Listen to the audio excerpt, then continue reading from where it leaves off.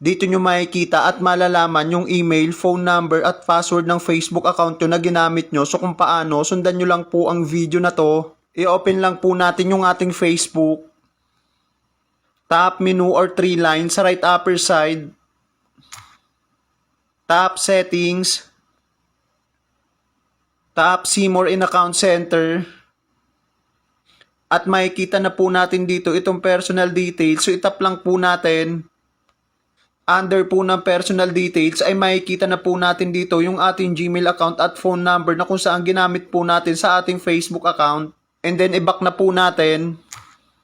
At para makita naman po natin yung ating Facebook password ay i-open lang po natin itong Chrome browser. Tap 3 dots sa right upper side. Tap settings.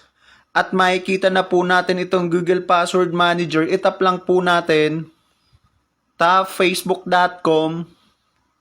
Dito ay makikita po ulit natin yung ating phone number na kung saan ginamit po natin at dito po sa ibaba ay dito na po natin makikita yung ating Facebook password. So kailangan lang po natin na itap itong icon at automatic po ay lalabas na po dito yung ating Facebook password. So that's it guys. So sana may natutunan, follow and share.